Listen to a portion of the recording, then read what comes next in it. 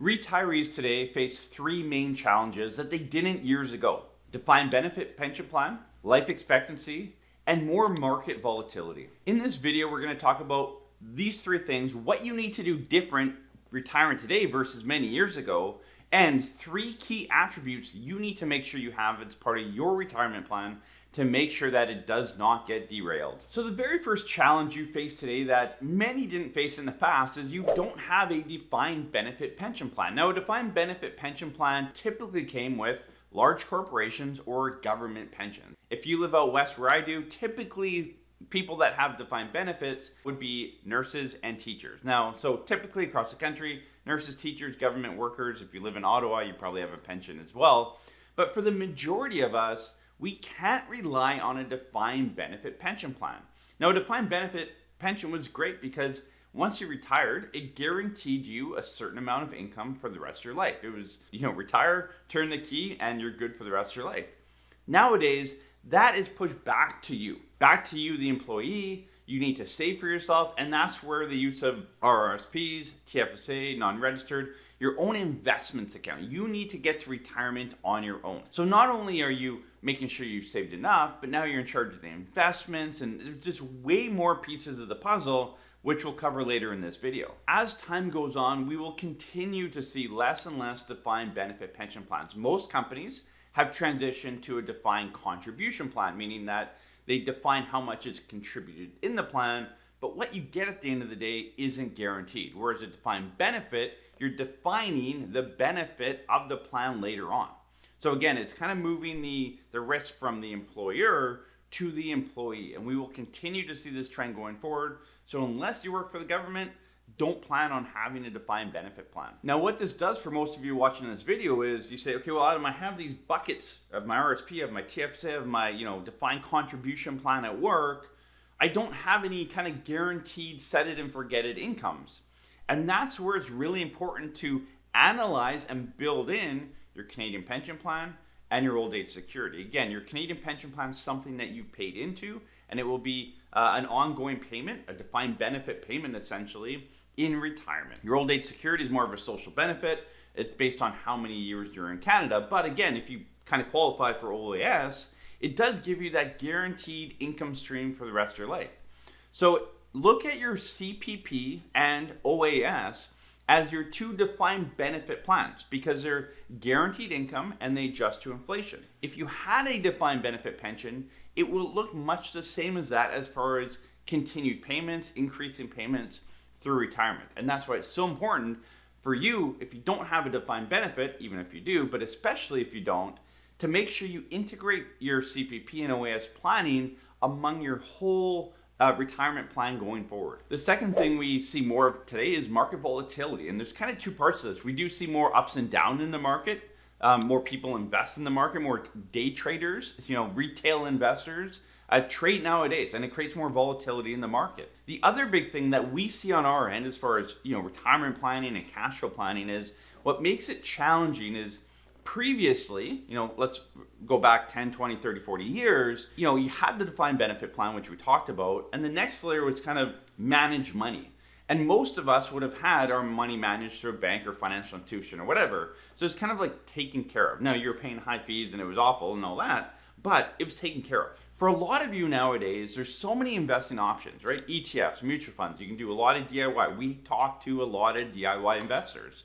And I think that's because we offer the fee-for-service planning. So, it kind of matches that DIY investor, right? You do your own investing, you work with a planner to get a plan together, and then the two come together. The problem is when you hit retirement, market volatility, managing your own investments, or not sure, maybe someone's managing them for you, but you don't have a great handle on it, in that you need a cash flow plan.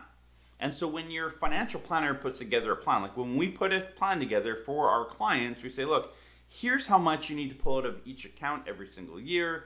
We give all the detail, but that client then needs to implement it. Now, we give you all the tools, but again, if you're a DIY investor or you don't know what's going on with your investments, again, there's a plethora, tens of thousands of investment options out there. So at some point, you need to kind of reel it in and figure out, okay, when I hit retirement, what's the best solution for me? Is it DIY?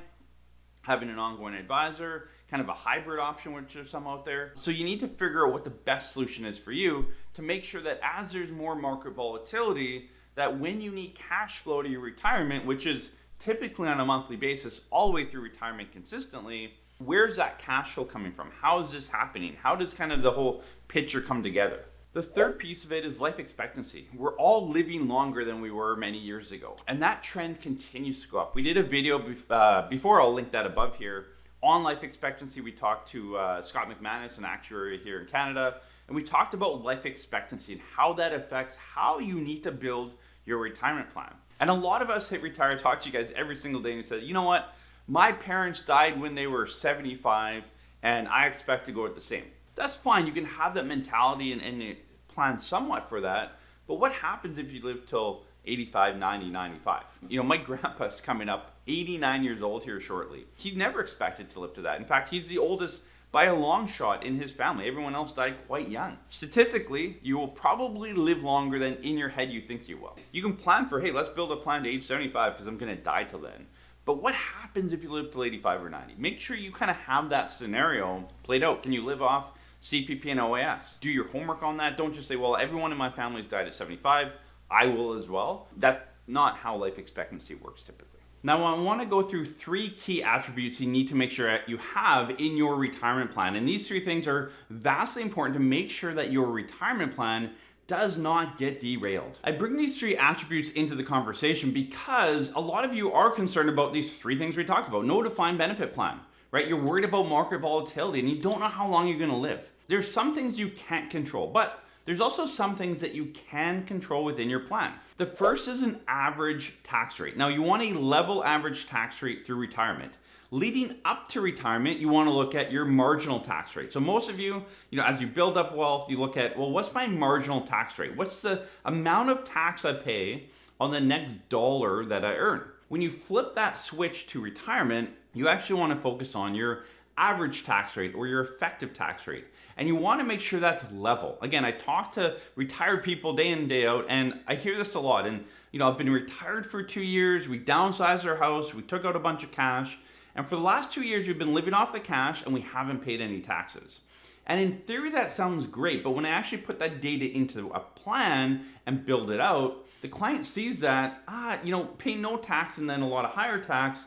It ends up putting less in the client's pocket and more in CRA's pocket. And if everyone can agree on one thing that's watching this video is we want more after-tax money in our pocket, less in CRA's pocket. So leveling out your average tax rate will help do that. And that's typically within about 2 to 4% consistently year over year. So the second attribute you need within your plan is an RRSP meltdown. And this is where the majority of your tax savings is going to come from. Again, we want to pay CRA less. How do we do that in retirement? How do we put more of our hard-earned savings back in our pocket?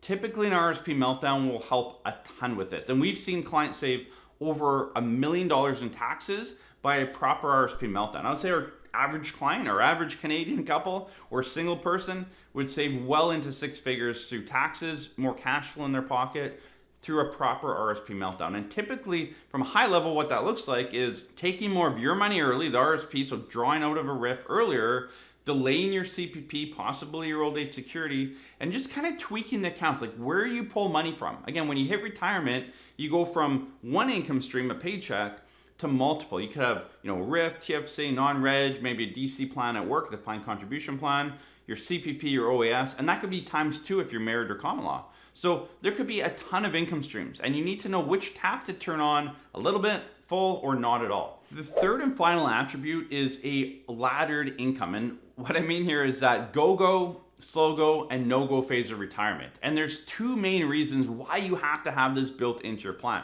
Reason number 1, you're going to spend more money earlier in retirement. So why not have a plan that actually matches that? So make sure those first 5, 10, maybe up to 15 years of retirement, typically up to about age 75, there's more cash flow coming to you. And why? Because you're going to spend it. You might as well have that. Again, the biggest mistake most retirees make is that they hold their money tight to their chest early in retirement, and by the time they realize they have enough, they're in their 70s or 80s, and it's too late to go spend it and travel and do all that stuff. And it's a great fear to have. I don't blame you if you have that fear. I do too.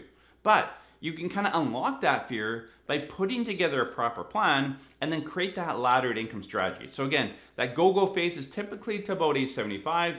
That slow go phase, that middle ground where you're still spending money and out and traveling, whatever, but it's just less, is typically 75 to 85. 85 onward is that no-go phase.